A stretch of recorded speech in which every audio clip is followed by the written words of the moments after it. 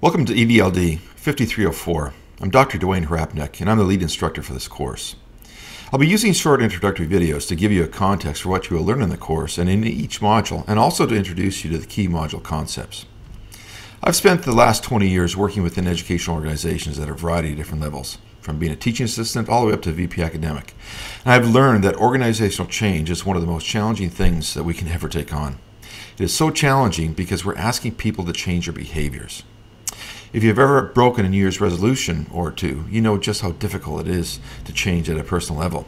When you gather together all these individuals who find change difficult in the groups, then you can understand just how challenging it can be to change an organization's culture. I want to share an experience that I had a few years back that will demonstrate just how important it is to consider more than just a rational argument for change.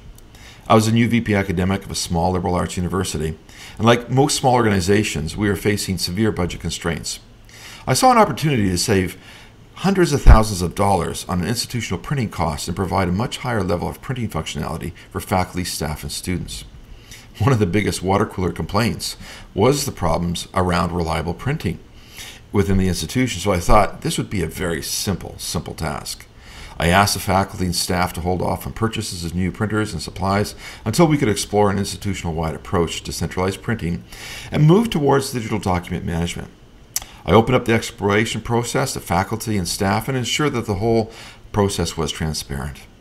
At a town hall meeting, we presented what the selection committee believed was the best possible option.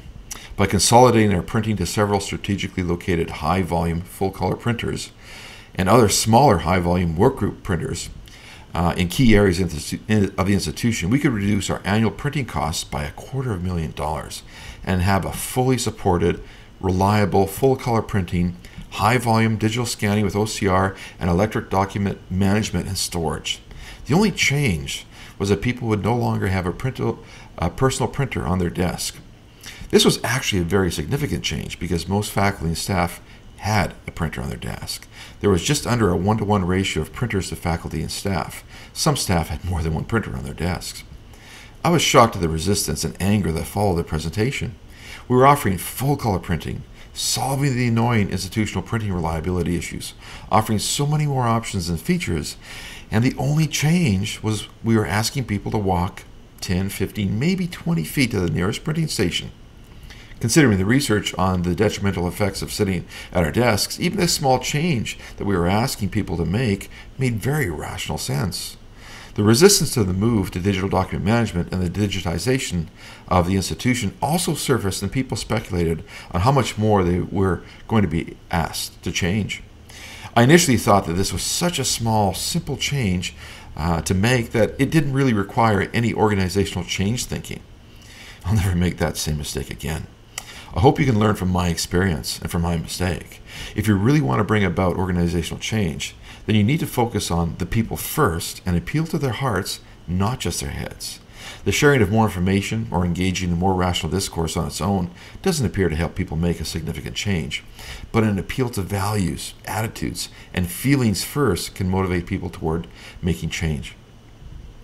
In this course, you learn how important it is to start with a well-defined why, or an appeal to the heart, then address the key behaviors that will influence change and build a solid execution strategy as you learn to become a leader who can address the inevitable resistance to change that will occur when launching innovative digital learning initiatives. You will note there's no textbook for this course. You'll be using some of the best ideas from an assortment of thought leaders. Over the years, I've found that no single author or authors have all the answers.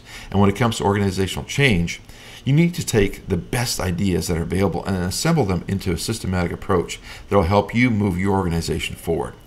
You'll be asked to read all or portions of 3 business books, so while the reading requirement is relatively heavy, you'll find that you'll keep on going back to these books on a regular basis as you work to bring change to your organization.